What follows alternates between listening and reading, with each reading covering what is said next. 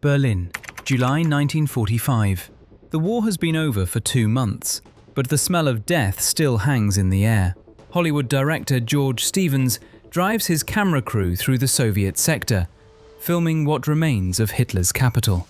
Entire city blocks have been reduced to rubble. Bodies are still being pulled from collapsed buildings. In the ruins, something is happening that few history books will ever mention. Soviet soldiers are hunting German women in broad daylight. American troops are getting rich off the black market while their commanders look the other way. German prisoners are dying in camps that technically don't exist. So why has this chapter of history been quietly buried? What does it reveal about the victors who wrote the history books?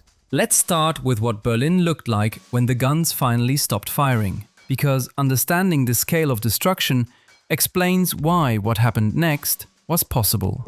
50,000 tons of explosives had fallen on Berlin during the war. Out of the city's buildings, 48,000 were completely destroyed. Another 23,000 were severely damaged.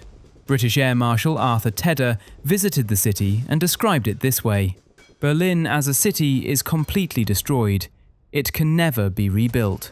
The New York Times hoped the obliteration could herald the beginning of a renewed civilization. William Shirer, an American journalist who had lived in pre-war Berlin, wrote in his diary about the difficulty of portraying a great capital destroyed beyond recognition. A once powerful nation that had ceased to exist.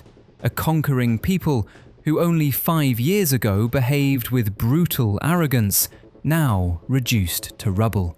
Yet 2.8 million people still lived in that rubble. Survival became the only thing that mattered. The city was divided into 4 sectors: American, British, French, and Soviet. Each occupying power was responsible for feeding and housing the Germans in their zone. Each did it differently. Those differences would shape everything that came next. Women dominated the cityscape. Called Trümmerfrauen, or rubble women, they removed stones from mountains of debris for reconstruction. Cleanup work that would take years. Most of the men had been killed or imprisoned. The women worked for 72 pfennigs an hour and a better ration card. Every brick that was still usable would become the basis of new housing. Rations were meager. The best off were heavy workers and those in unhealthy factories. Then came blue and white-collar workers, rubble women, and children. Those who didn't work received ration card number 5. In the vernacular, it was called the hunger card or the cemetery card. That's when the real horror began. What the cameras didn't capture, or what was quietly destroyed later, was the organized violence that swept through occupied Germany. Soviet soldiers had witnessed their villages destroyed, their families killed, their women violated by German forces during the invasion of Russia. Many were open about their desire for revenge. As many as 2 million German women experienced violent assaults by Red Army troops. In Berlin alone, 1 in 3 women were victims. 10,000 died in the process. One woman later recalled, "The sound of bombs was less frightening than the knock of a soldier." How hard Soviet commanders tried to stop the abuse remains controversial. Thousands of arrests were made, some Russian soldiers were executed. Compared to the scale of the problem, though, it was negligible. In a crude attempt at prevention, Soviet officers handed out ink pots to Berlin women and told them to mark any attacker so he could be punished later. Expecting a woman to smear ink on a violent soldier was both irrational and dangerous. The Red Army wasn't the only force committing crimes. American troops were estimated to have committed up to 190,000 acts of violence against German women. The US Army received over 11,300 official reports from January to July 1945 alone. None led to executions. In France, 29 American soldiers were executed for similar crimes. In Germany, 0. Some of the worst incidents took place in Baden and Bavaria, where Allied troops in rural areas targeted isolated farms, abused women, then killed entire families while stealing food and valuables. When US soldiers encountered sniper fire in towns, frustration was sometimes taken out on civilians. Some historians argue that after witnessing Nazi death camps, many became emotionally unhinged. This wasn't just random violence. German women developed strategies to survive it, hiding in basements, disguising themselves as old women, forming protective groups where younger women pretended to be married to older men. The occupying powers knew documentation exists, investigations were conducted. Then most of the evidence was quietly buried because the Cold War was beginning and looking like the good guys mattered more than justice. Meanwhile, displaced people were flooding into what remained of Germany. Managing that flood created chaos that killed hundreds of thousands more. Out of a population of 75 million, 40 million Germans had been displaced by the war. Around 10 million German prisoners were preparing to come home. At least 3 million were still held in Soviet camps. Another 750,000 were in French custody. 9 million German civilians had been evacuated to the countryside when Allied bombs began leveling their cities. Ethnic Germans were being uprooted from across Central and Eastern Europe. For generations they had lived in Poland, Czechoslovakia, Hungary, Romania and Yugoslavia. Now, those lands were no longer German. Time to leave. What the Allies hoped would be an orderly repatriation quickly turned brutal and chaotic. Many were murdered in revenge killings. Women were violated. Countless others died of starvation, disease or exposure during the journey west. Between 500,000 and 2 million never made it back. Many of those victims had never supported the Nazis or Adolf Hitler. Didn't matter. For many Europeans, all Germans were now fair game. Released German prisoners fared no better. 1 to 2 million were sent to a series of camps known as the Rhine Meadow camps. There, a new classification stripped them of prisoner of war status, disarmed enemy forces, a legal workaround that denied them Geneva Convention protections. The Allies had overestimated the threat of the werewolves, a supposed underground resistance movement that Goebbels had fantasized about. A few acts of sabotage by wayward teens occurred, sure, but the truth was that the fight had been beaten out of most Germans. Still, the Allies believed that confining angry, broken men in camps was necessary. Conditions got so bad and death rates were so high that release came quickly. How many died remains debated, with estimates ranging from a few thousand to hundreds of thousands. The camps only operated for a few months. Much longer, and over 1 million could have died. Then there were the prisoners liberated from Nazi camps. Jews, Poles, Russians, French, people who had survived the unimaginable. Watched their friends and families led to extermination. Now many remained locked in overcrowded camps, living in unsanitary conditions behind barbed wire, with no home, no money, and nothing but their striped uniforms. Some survivors were so sick they couldn't be moved. Liberation came, and then death. For those who could move, anger ran deep.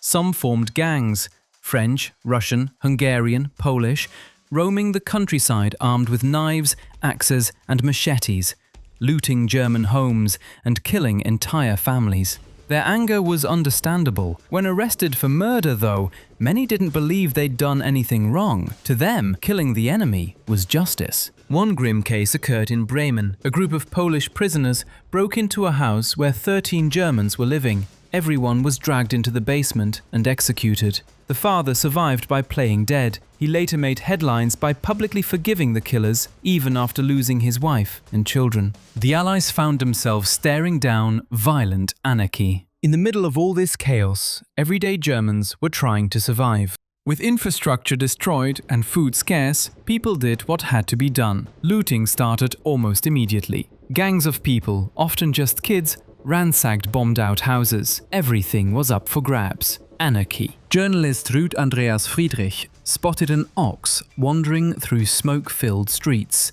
With her were a doctor, an actor, and a musical conductor. This group ran toward the animal and surrounded it. A Red Army soldier killed it. Suddenly, people appeared from the rubble like cockroaches. Each person fought for a scrap of meat. This was liberation. This was the new Germany. Crime spiked by as much as 800% in some cities. A black market exploded. Anything that could be scavenged was traded. Cigarettes became currency. Young people formed gangs. In one British military report, soldiers described encountering 60 children who roamed at night, stealing food and supplies. The basement of a ruined department store had become their underground village. In Munich, one gang took over a bombed hotel, converting the empty swimming pool into cabins. On surrounding walls, displaced Germans wrote names searching for family members. No one knew who was dead or alive. German newspapers reported almost daily about stores being broken into. Then came the bitterly cold winter of 1946 to 47. Germans rioted and protested. As the Cold War took effect, each side tried to look like the best provider. Capitalism versus communism. Soviet propaganda versus American propaganda. In the middle, desperate Germans scrambling in the black market. Nazi uniforms, Nazi medals, anything related to Nazis. Suddenly valuable because they sold at good prices to Allied soldiers. Families regretted throwing away their links to the Nazis, things that could fetch a few cartons of cigarettes. Some Germans made serious money. Future writer Hans Enzensberger was just 16 when he started selling Nazi badges, daggers, weapons and uniforms to Americans. Almost $500,000 in today's money. The real profiteers, though, were Allied soldiers themselves. A US Army report stated that soldiers have become men who drink to excess, have no respect for the uniform they wear, are prone to rowdyism, beat civilians with no regard for human rights, and benefit themselves through the black market. Proof was in the Army's finance office in Berlin. In 1945, $1 million was disbursed in pay. Industrious soldiers sent $3 million back home, $55.3 million in today's money. This is where the silence begins. This is where history gets carefully edited. The Allies launched competing propaganda campaigns to sell their versions of a post-war world. Each side was so busy demonstrating success that atrocities took a back seat. A kind of silence settled over the country. The rebuilding was impressive. Little by little, pride returned. Germans went back to cinemas, finally had roofs over their heads, watched Hollywood films. An elephant stood in the room that few wanted to acknowledge. Many Germans saw themselves as victims. Collective guilt for the regime and what it had done refused. Some former Hitler youth blamed their parents for not stopping them from joining, rather than admitting they'd once embraced Hitler's dream. The older adults didn't want to admit their guilt either. Beyond the major war crimes tribunals, 900,000 Germans were put on trial. Out of over 3.7 million investigations, only 25,000 Nazi Party members were convicted. Fewer than 10% were classified as major offenders. Up to 1 million people actively participated in the extermination of Jews, not to mention those who profited from Soviet forced labor deaths. The Allies at first intended to clamp down, later decided it wasn't practical if Germany was going to get back on its feet. Major Nazi criminals, the elites, including bankers, industrialists, and senior bureaucrats, were quietly released early by the Americans.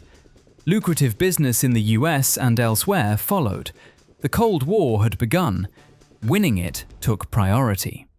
Former Nazi officials became judges, politicians, and civil servants. Some who had profited from the Holocaust resumed their business empires like nothing had happened. As a consequence, the Holocaust was rarely spoken of in Germany. In many schools, the subject was effectively banned. Not until the 1960s, during the high-profile trial of Adolf Eichmann, did Germany begin to seriously confront its history. So why the silence about occupied Germany? Because the victors had crimes to hide. Soviet soldiers committed mass assault with tacit approval from their commanders. American troops got rich off black market schemes, while German women and children starved. British forces looked the other way as former prisoners committed revenge killings. French camps worked German prisoners to death. None of this fits the narrative of the good war we've been taught. The Allies were the good guys, the Nazis were the bad guys. The story ends with liberation and justice. Reality was far messier. Liberation came with violence. Justice was selective. The occupation was often as brutal as the war itself. The Cold War made it worse. Each side needed to look morally superior. The Soviets couldn't admit their soldiers had committed atrocities. The Americans couldn't admit they'd let war criminals go free to fight communism. Germany couldn't fully reckon with its past because both sides needed it as an ally.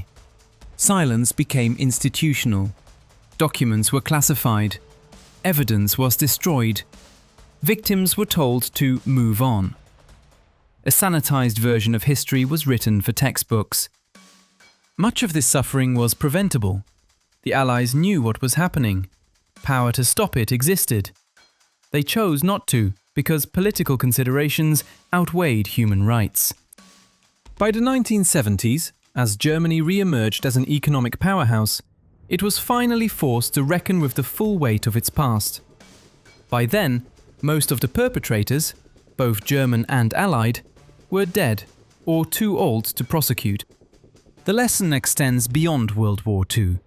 It's about how history gets written, who gets to write it, and what gets left out. Occupied Germany reveals that even the good guys in war commit atrocities, even liberators can become oppressors, even justice can be corrupted by politics. We don't discuss post-war Germany, because doing so would force uncomfortable confrontations about the Allies, about collective punishment, and about how easily liberation turns into revenge. The Germans who lived through it knew. The soldiers who were there knew. For decades, speaking about it was taboo. The Soviets denied it. The Americans minimized it. Germany itself was too busy rebuilding and too ashamed to demand accountability. That silence allowed history to be sanitized. That sanitized history has shaped how we understand World War II for generations. If you want more untold stories from history that challenge what you thought you knew, subscribe so you don't miss what's coming next.